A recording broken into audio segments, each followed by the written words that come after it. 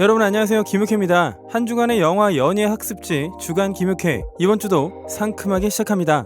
미국의 인기 토크쇼 엘렌쇼의 사회자인 엘렌 디제너리스가 집에서 자가격리하는 것을 감옥 같다고 표현해서 논란이 되었습니다. 집이 LA에 있는 엘렌은 어떤 촬영도 할 수 없기 때문에 집에서 프로그램을 진행했는데요. 집안에만 계속 있는 건 감옥에 있는 것 같다. 왜냐면 10일간 계속 같은 옷을 입기도 하고 등등의 말을 했는데 그저 웃자고 한 얘기 같긴 한데요.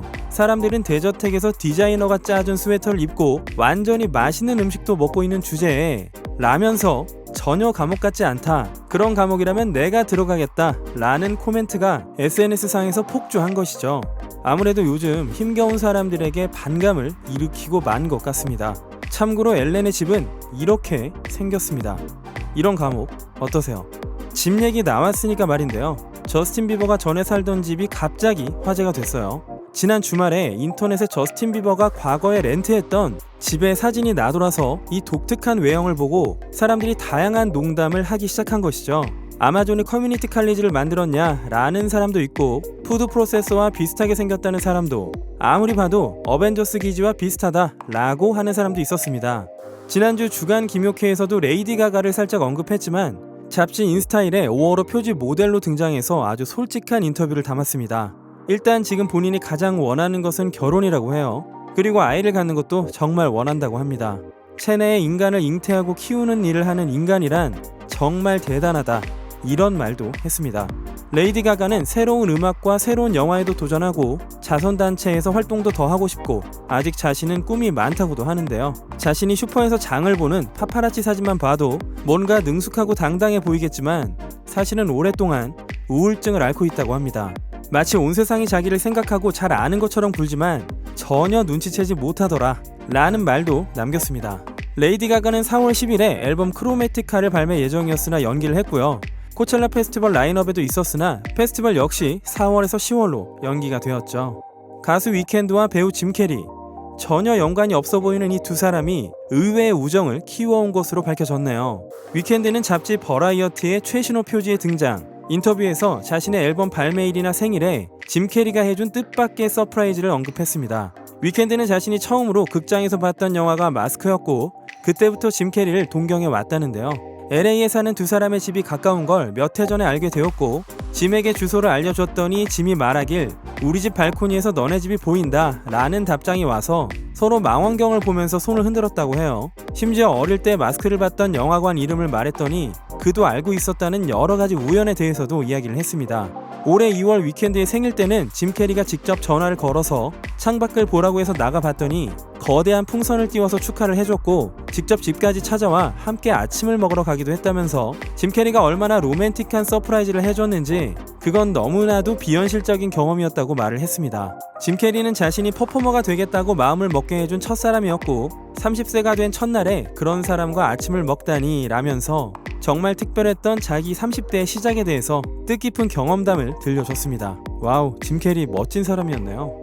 이거 참, 이분이 주간 김효케에 안 나오면 섭하죠. 조니 뎁 앰버 허드의 재판 소식 업데이트인데요. 앰버가 조니로부터 성폭력을 받아왔다는 주장을 계속 해왔었죠. 그래서 조니는 그 증거를 공개하라 라고 함에도 불구하고 그 증거를 공개하지 않은 채로 명예훼손 재판을 진행한다는 소식입니다. 영국 데일리메일에 따르면 현지 시간 4월 8일 스카이프로 열렸던 공청회에서 해당 재판의 판사는 조니의 성폭력 혐의에 대한 앰버 측의 증거를 비공개로 둔 채 다음 재판을 열기로 했다는데요. 이번 결정을 내린 니콜 법무장관은 두 당사자 모두 재판의 일부가 비공개로 진행된다는 사실로 인한 불리함은 없다면서 공적으로나 사적으로 조니는 적절한 범주 내에서 앰버의 증거에 이의를 제기할 기회 역시 갖고 있다고 코멘트를 했습니다. 한편 앰버 측의 주장을 기사로 실어서 영국에서 열리는 재판의 당사자가 된 더 선지의 변호사는 앰버에게 법정에서 증거를 공개할 필요가 있다는 말을 했다고 합니다. 아직까지는 증거가 없는 재판인데요. 성폭력에 대해서 앞으로 앰버가 어떻게 주장을 할지 재판의 향방이 주목을 받게 되겠죠. 도널드 트럼프 미 대통령이 지금 넷플릭스에서 가장 뜨거운 화제작 타이거킹에 대한 언급을 했습니다. 이 작품이 궁금하신 분들은 김효케의 타이거킹 리뷰 영상을 참고해 주시고요. 이 화제작을 두고 도널드 트럼프 대통령은 4월 8일 코로나의 근황을 보고하는 기자회견에서 뉴욕포스트의 스티븐 넬슨 기자가 타이거킹을 봤나요? 라고 묻자 나는 조 익조틱에 대해서 아는 게 별로 없다. 왜 그 사람은 징역 22년이나 받고 복역 중인가? 라고 되물었다고 합니다. 그래서 기자는 트럼프에게 라이벌인 캐럴 베스킨을 암살하기 위해서 킬러를 고용한 혐의입니다. 라고 설명을 했다고 해요. 그러자 트럼프가 그럼 자네는 조가 무죄라고 생각하나? 내가 그 사람을 석방할 것을 권고하는 것인가? 기자가 그러면 안 되지. 비판받을 거야. 라고 말을 했답니다. 그런데 기자회견 말미에 조의 재판을 체크해 보겠다고 말한 것을 보면 아무래도 신경이 쓰이는 모양이죠. 도널드 트럼프 역시 과거 리얼리티 쇼인 어프렌티스로 지명도를 높인 경험이 있었고 조의 나르시즘이나 다소 이기적으로 보이는 모습이 마치 트럼프를 방불케 한다는 우스개도 있어서 어쩌면 일이 재미있게 굴러갈지도 모르겠습니다. 히피카이의 응답버커 브루스 윌리스가 전처인 데미 무어 사이의 딸 탈룰라 윌리스의 머리를 빡빡 깎는 모습이 탈룰라 인스타에 공개가 되었습니다. 얼마 후 탈룰라는 이 사진도 인스타에 올렸는데요. 네티즌들은 엄마인 데미 무어가 G.I. 제인에 나왔을 때의 느낌이 있다는 의견을 남겼습니다. 브루스 윌리스와 데미 무어는 1987년에 결혼을 해서 13년간 살다가 파국. 브루스는 엠마 해밍과 재혼을 해서 아직도 잘 살고 있죠. 자녀들도 있고 하니 재혼 이후 데미 무어와도 꾸준히 만나오고 있고 온 가족이 집에서 나가지 않는 생활을 한 달간 함께 하면서 잠옷도 맞춰 입었습니다. 이혼하고 20년이 넘게 지났지만 지금도 가족 간의 유대가 아주 강해 보이죠. 스파이더맨 파프로몸의 미스테리오로 출연했던 제이크 질레날이 과거의 영화 브로크백 마운틴에 함께 출연한 히스레저와의 에피소드를 들려줬습니다. 제이크는 어나더 맨지와의 인터뷰에서 밝히길 히스레저에게 아카데미 시상식 오프닝 제의가 왔을 때 아카데미 측에서 브로크백 마운틴의 남성 간의 로맨스를 농담으로 희화시키라고 해서 히스레저가 거부를 했다고 합니다. 히스는 그 일을 농담으로 삼지 않으려 했고 아주 진중하게 생각했다고 하는데요. 브로크백 마운틴은 1963년 와이오밍주에 있는 브로크백 마운틴을 무대로 운명적인 만남을 갖게 된 두 명의 청년의 20년에 걸친 로맨스를 그린 작품이었죠. 영화가 선보였던 시기는 지금처럼 LGBTQ 커뮤니티가 받아들여지지 않았고 거부감을 갖거나 야유하는 사람들도 많았기에 그런 시기에 히스가 한 생각은 그의 인품을 느낄 수 있는 대목인 것이죠. 올해 초에 열렸던 미국 배우 조합상에서 단란한 재회 장면을 보여줬었던 브래드 피트와 제니퍼 애니스톤. 수십 년 전부터 이들의 친구였으며 2000년도에 치러진 두 사람의 결혼식에서 노래를 했던 멜리사 에스리지라는 싱어송라이터가 이들에 대해서 이렇게 말했습니다. 나도 브래드와 제니 정말 함께 했으면 했다. 여기서 제는 제니퍼의 애칭이죠. 무엇이든 극복할 수 있는 정말 특별한 사람들이기 때문에 앞으로도 우정이 계속 이어지길 바란다. 네. 팬들이 바라는 대답까지는 아니죠. 재결합까지는 되지 않을 것으로 보입니다. 배우 채닝 테이텀과 가수 제시 제이가 다시 헤어진 것으로 보입니다. 두 사람은 2018년 10월부터 교제를 시작, 러브러브 모드로 잘 가다가 2019년 12월 하순에 헤어졌죠. 또 그러다가 한 달 만인 1월 22일에 다시 사겨요. 그런데 또 헤어졌다고 합니다. 이유는 명백하진 않은데요. 채닝 테이텀이 연예인들에게 인기가 있는 데이트 앱에 가입했다는 소문이 퍼지고 있습니다. 작년에 가입하고 일시 정지했다가 재개하면서 제시한테 걸린 게 아닌가 다들 예상을 하고 있네요. 캡틴 아메리카 크리스 에반스가 정치적인 성향을 가진 웹사이트 어스타팅 포인트를 시작했습니다. 이 사이트는 여러가지 정세에 대해 서로 다른 정치적인 입장을 가진 이들이 논의하는 모습을 정리한 동영상을 공개하는 것으로부터 시작이 된다는데요. 약 160여 명의 인원이 1년간 신중하게 준비를 했다고 합니다. 이 프로젝트에 참가하는 미국의 정치가들은 크리스 에반스의 정치적인 성향과 맞물리는 사람들 뿐으로 크리스가 말하길 공화당을 지지하는 사람들은 아마도 참여하지 않을 거야 라는 말도 덧붙였습니다. 그렇지만 미국 공화당의 상원의원인 테드 크루즈는 이 프로젝트 참여에 의욕적이라고 하는데요. 얼마 전 크리스 에반스와 만나서 이야기를 나눴고 서로 좋은 느낌을 받았다고 합니다. 어벤져스 이후의 행보가 궁금했는데 이런 일을 하고 있었군요. 2019년 4월에 이혼했던 가수 아델의 위자료 액수가 엄청나다는 소식입니다. 더 선지의 보도에 따르면 아델과 전 남편 사이먼은 혼전 계약을 체결하지 않았다는데요. 여기서 혼전 계약이란 결혼 후의 생활비 부담이나 결혼 전부터 보유했던 재산의 귀속에 대한 결정, 다른 이성과 미래하지 않을 것을 약속하고 그러한 행위가 있을 시 위자료를 지급하고 혹시 모를 이혼 시의 위자료 및 각자 재산의 배분 등을 미리 정하는 것이라고 합니다. 아무튼 아델은 이걸 하지 않았고 두 사람이 살고 있는 미국 캘리포니아 주의 법률로 남편이었던 사이먼은 결혼 후에 아델이 벌었던 돈의 절반을 가져갈 수 있다고 하는데요. 현재 아델의 자산은 1억 8,200만 달러로 그 절반에 해당되는 엄청난 돈을 받게 될 수도 있는 것이죠. 아델 측은 그 엄청난 액수를 이혼을 하는 이유를 발설하지 않는 조건으로 제시를 했고 로스앤젤레스 법원은 그 요구를 받아들였다고 합니다. 아델은 최근 필라테스와 식사 조절로 약 45kg를 감량했다고 하는데요.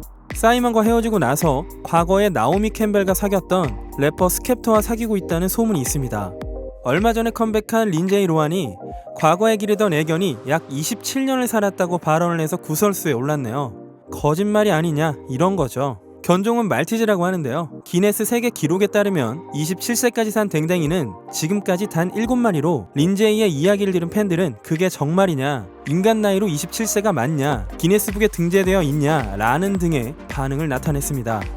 벤 애플렉의 연인이자 요즘 아주 핫한 배우 아나 디 아르마스가 오디션에서 라이언 고슬링을 만났을 때의 이야기를 들려줬네요. 2017년 드네 빌레브 감독의 SF 영화 블레이드 러너 2049에 출연하기 위해서 아나 디 아르마스가 오디션을 보러 갔을 때 그 장소에 라이언 고슬링이 심사위원회로 와 있었다고 합니다. 이 인터뷰는 아메리칸 에어라인 항공기 내에 비치된 항공사 잡지에 쓰여 있었다는데요. 조이 역의 오디션에 3회 정도 참가했는데 세 번째 오디션 때 그 자리에 온 라이언을 보고 엄청 떨렸다고 수로해. 아나 디 아르마스는 그동안 크리스 에반스, 다니엘 크레이그, 키아누 리브스, 벤 애플렉 등의 스타들과 함께 일할 수 있어서 정말 행운이었다. 왜냐면 모두 넘나 잘생겼으니까 라고 심경을 밝혔네요. 스파이더맨 톰 홀랜드, 지난해 스파이더맨 시리즈에 함께 출연했던 젠데이아와 사귄다는 루머가 있었죠. 그 소문이 사실이 아니라고 보도가 된 후 금발의 여자친구 올리비아 볼튼과 자주 데이트를 하던 현장이 목격이 되었었죠. 소식통에 따르면 원래도 오랜 친구 사이였던 두 사람은 지난해 7월부터 사귀다가 이제는 친구 사이라고 합니다.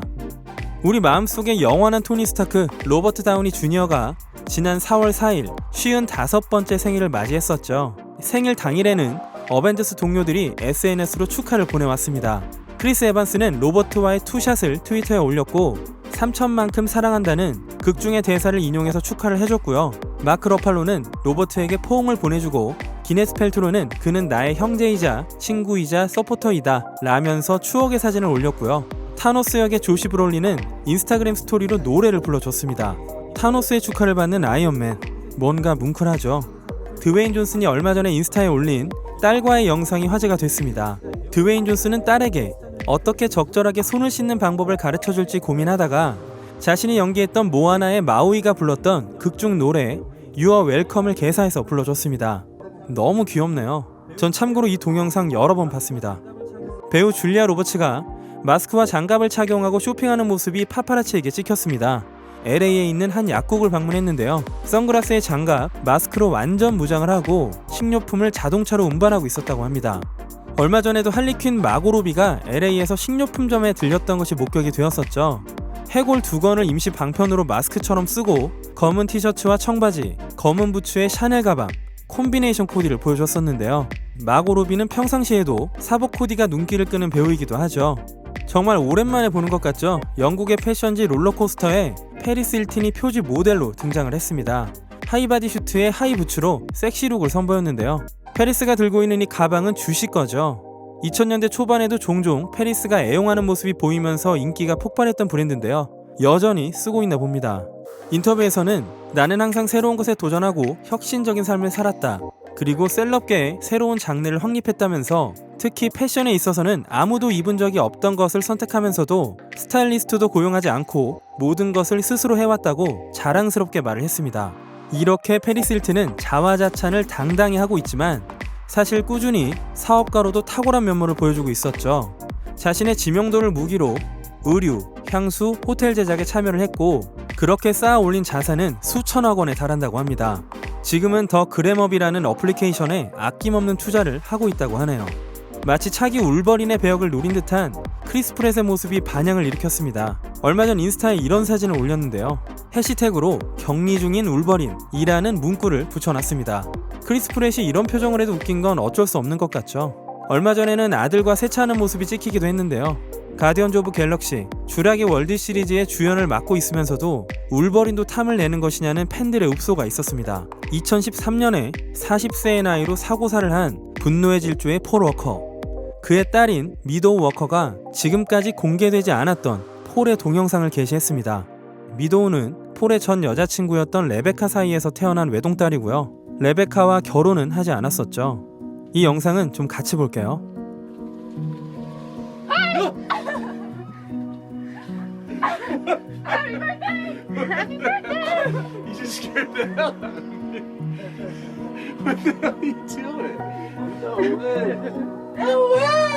네, 참 인상 좋고 멋진 사람이었죠. 다시 봐도.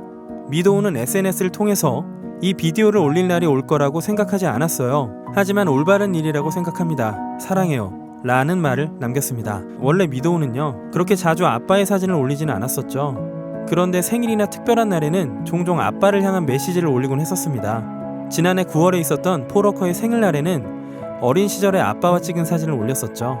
현재 미도우의 모습은 이렇습니다. 아주 훌쩍 컸죠. 저는 지금 감성이 폭발해서요, 오랜만에 분노의 질주 1편이 보고 싶어졌습니다. 이번 주에 주간 김효캐 어떠셨나요?